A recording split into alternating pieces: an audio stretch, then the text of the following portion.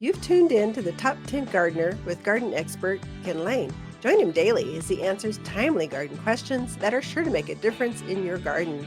Now, welcome your host, Ken Lain. So to be fair, so Lisa had mentioned the history of poinsettias, where they came from, how we got into the holidays, the first our Mexican ancestry of poinsettias.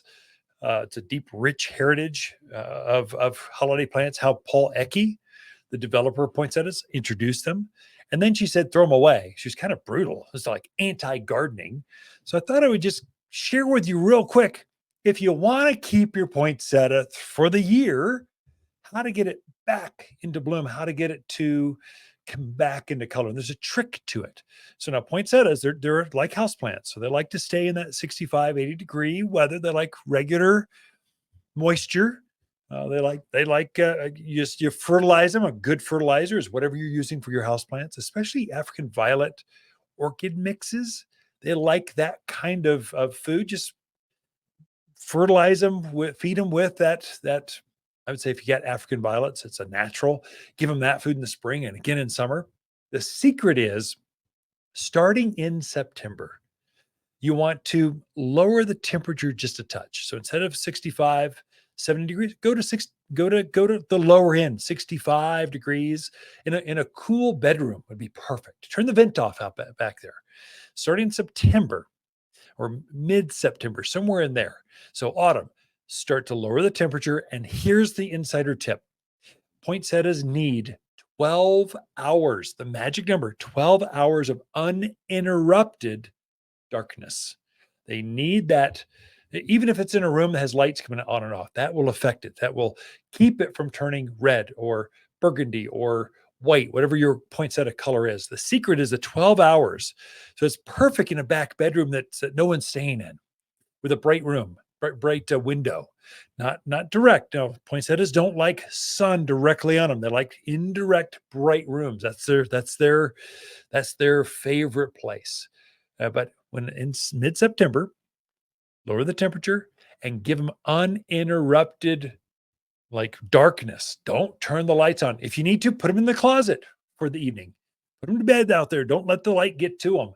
And then starting about first part of December, sometime just after Thanksgiving, they'll color up, they'll go into bloom, and they just naturally start doing their thing again. That's kind of the insider tip on how to get that plant to come back.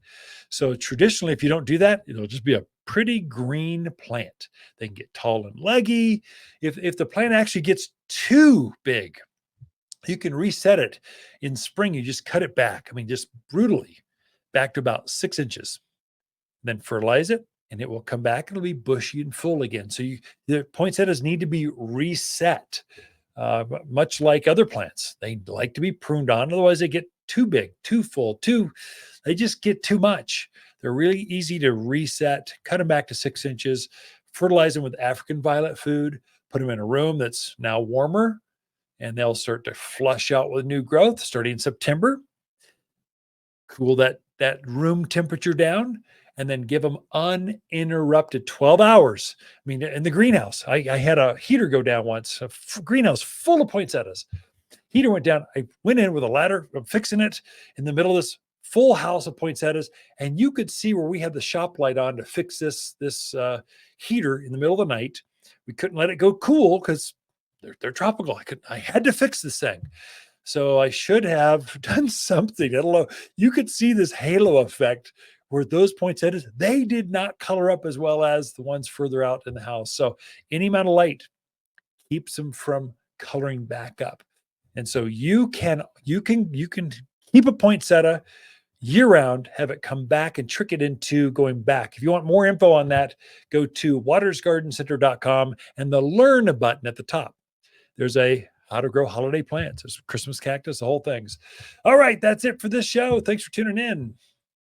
Look, if your wife, mom, or dad wants an ugly sweater for Christmas, get them a sweater, not some piece of plastic. But if someone you truly care about loves their garden, a gift card to Waters makes perfect sense. Next spring, she can pick exactly what she was hoping. We all know it's not the same as a huge flower basket or fragrant rose, but hey, It's winter. Gardeners understand. Waters online gift cards are found at top10plants.com or at Waters Garden Center in Prescott. If you want a more fruitful garden, increased success in landscape that just feels better, then tune in daily to the Top 10 Garden Podcast. Years of tips, tricks, and garden shortcuts are guaranteed to make your gardens nicer than ever. Listen to this podcast or read Ken's weekly garden column by visiting watersgardencenter.com. That's Waters with 2 T's, gardencenter.com. Thanks for tuning in.